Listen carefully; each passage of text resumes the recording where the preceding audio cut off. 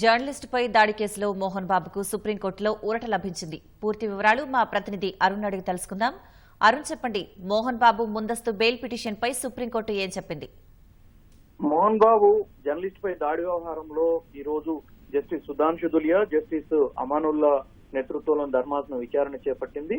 ఈ సందర్భంగా ఆ రోజు జరిగినటువంటి ఘటనలు మొత్తం వ్యవహారాన్నంతా మోహన్ బాబు తరపు న్యాయవాది సుప్రీంకోర్టుకు వివరించడం జరిగింది. గత విచారణ సందర్భంగా వెలుబుచ్చినటువంటి అభిప్రాయమే ఈసారి కూడా మోహన్ బాబు తరపు న్యాయవాది సుప్రీంకోర్టు ముందు పూర్తి స్థాయిలో తన వాదనలు వినిపించారు.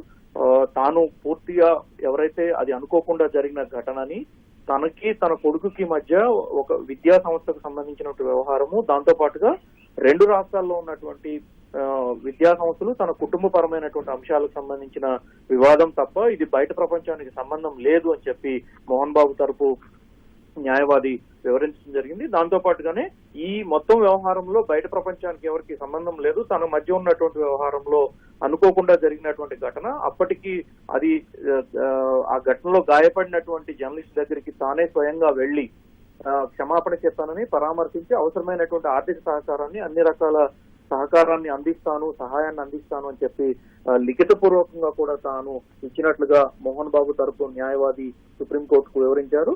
ఆ సీసీటీవీ ఫుటేజ్ ఇట్లాంటి వ్యవహారంలో మోహన్ బాబు తప్పు చేసినట్లుగా అనేక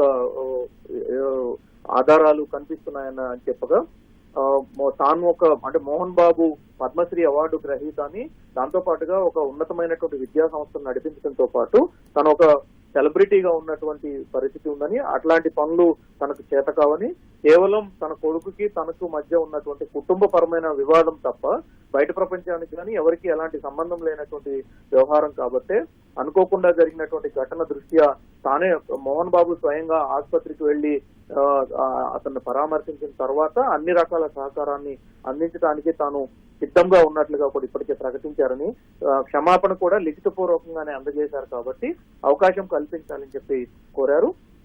సో ఈ నేపథ్యంలో దెబ్బ తగిలినటువంటి జర్నలిస్టు పరిస్థితికి సంబంధించిన వివరాలను కూడా ధర్మాసనం వారి న్యాయవాదిని అడిగి తెలుసుకుంది. ఇరువురి వాదనల అనంతరం మోహన్ బాబుకు ముందస్తు బెయిల్ మంజూరు చేస్తూ జస్టిస్ సుధాంశు దులియా, జస్టిస్ అమానుల్లా నేతృత్వంలోని ధర్మాసనం తుది ఉత్తర్వులు జారీ చేసింది.